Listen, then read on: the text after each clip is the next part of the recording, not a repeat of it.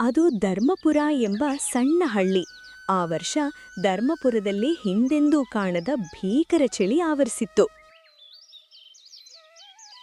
ಶ್ರೀಮಂತರು ಬೆಚ್ಚನೆಯ ಮನೆಯಲ್ಲಿ ಕುಳಿತಿದ್ದರೆ ಬಡವರ ಪಾಡು ಮಾತ್ರ ಹೇಳತೀರದಾಗಿತ್ತು.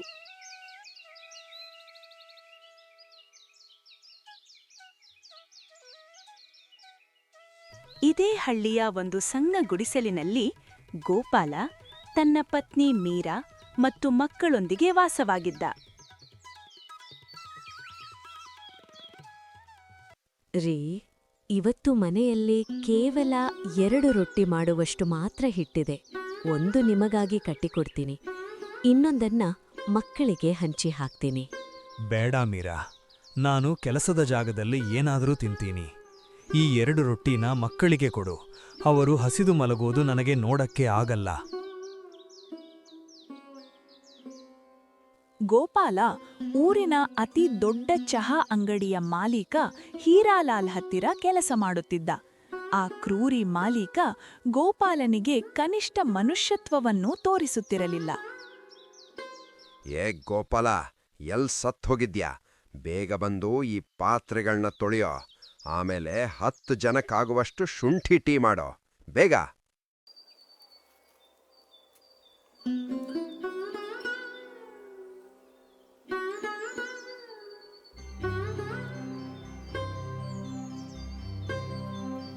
ಬಂದೇ ಮಾಲೀಕರೇ. ಈ ನೀರು ಮಂಜುಗಡ್ಡೆಯ ತರಹ ಇದೆ. ಕೈಗಳೆಲ್ಲ ಮರಗಟ್ಟಿ ಹೋಗಿವೆ. ದಯವಿಟ್ಟು ಈ 1 ಕಪ್ ಬಿಸಿ ಚಹಾ ಕುಡಿಯಕ್ಕೆ ಬಿಡಿ ಮಾಲೀಕರೇ. ನೋಡು ಗೋಪಾಲ, ನಿನಗಿಲ್ಲಿ ಚಹಾ ಮಾಡಕ್ ಸಂಬಳ ಕೊಡ್ತಿದ್ದೀನಿ, ಕುಡಿಯೋಕಲ್ಲ.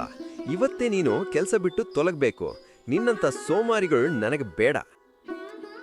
ಕೆಲಸ ಕಳೆದುಕೊಂಡ ಗೋಪಾಲ ಕತ್ತಲೆಯಲ್ಲಿ ನಡೆಯುವಾಗ ಸ್ಮಶಾನದ ಹತ್ತಿರ ಒಬ್ಬ ಮುದುಕಿ ಚಳಿಯಲ್ಲಿ ನಡುಗುತ್ತಾ ಇರುವುದು ಕಾಣುತ್ತದೆ. ಗೋಪಾಲ ಅವಳಿಗೆ ಸಹಾಯ ಮಾಡುತ್ತಾನೆ. ಮಗನೇ, ತುಂಬ ದಣಿದಿದ್ದೀನಿ. ಈ ಚೀಲವನ್ನು ನನ್ನ ಗುಡಿಸಲಿಗೆ ತಲುಪಿಸ್ತೀಯಾ? ಪುಣ್ಯ ಬರುತ್ತೆ. ಖಂಡಿತ ಅಜ್ಜಿ, ಈ ಚಳಿಲಿ ನೀವೊಬ್ಬರೇ ಇರೋದು ಸರಿಯಲ್ಲ. ನಡೀರಿ, ನಾನೇ ಬಿಟ್ಟು ಬರ್ತೀನಿ.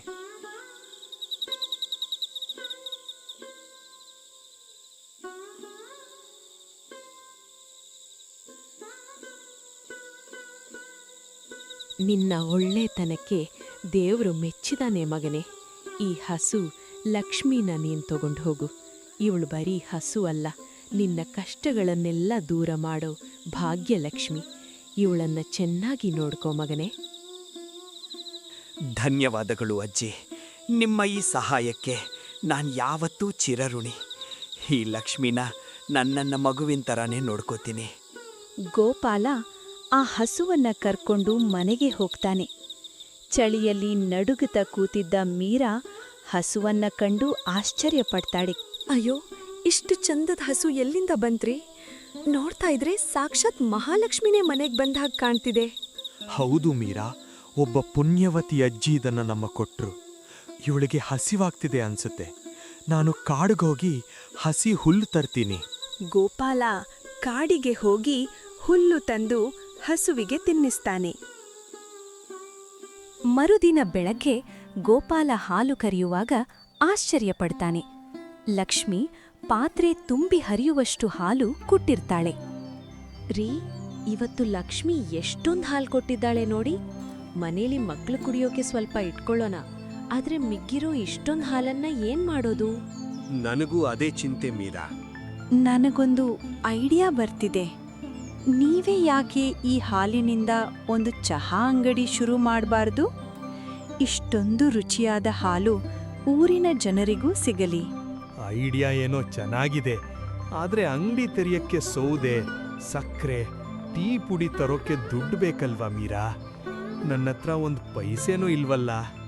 ಊರಲ್ಲಿ ಲಾಲಾರಾಮ್ ಶೇಟು ಇದ್ದಾರಲ್ಲ, ಅವರು ತುಂಬಾ ಒಳ್ಳೆಯವರು. ಅವರತ್ರ ಹೋಗಿ ಸ್ವಲ್ಪ ಸಾಲ ಕೇಳಿ. ನಮ್ಮ ಕೆಲಸ ಶುರುವಾದ್ಮೇಲೆ ವಾಪಸ್ ಕೊಡೋಣ. ಶೇಟ್ರೆ, ಒಂದು ಸಣ್ಣ ಚಹಾ ಅಂಗಡಿ ಇಡಬೇಕು ಅನ್ಕೊಂಡಿದ್ದೀನಿ. ನಿಮ್ಮಿಂದ ಸ್ವಲ್ಪ ಸಹಾಯ ಬೇಕಿತ್ತು. ಚಹಾ ಅಂಗಡಿ ತೆರೆಯೋ ಪ್ಲಾನ್ ಮಾಡಿದ್ಯಾ? ತುಂಬಾ ಒಳ್ಳೆ ಕೆಲಸ ಮಗನೇ. ಅದಕ್ಕೆ ಬೇಕಾದ ಸಹಾಯ ನಾನು ಖಂಡಿತ ಮಾಡ್ತೀನಿ. ಈಗೋ ಈ ಹಣ ತಗೋ.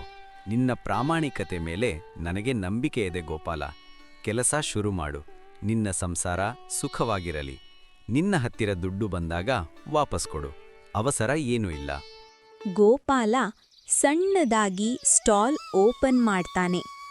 ಜನ ಬರಕ್ಕೆ ಶುರು ಮಾಡ್ತಾರೆ. ಲಕ್ಷ್ಮಿಯ ಹಾಲಿನ ಚಹಾ ಕುಡಿದವರೆಲ್ಲ ಅಬ್ಬಾ ಎಂಥ ಚಹಾ ಅಂತ ಹೊಗಳ್ತಾರೆ. ಗೋಪಾಲನ ಅಂಗಡಿ ಫೇಮಸ್ ಆಗೋದನ್ನ ನೋಡಿ ಹೀರಾಲಾಲ್ಗೆ ತಡೆಯೋಕ್ಕೆ ಆಗಲ್ಲ.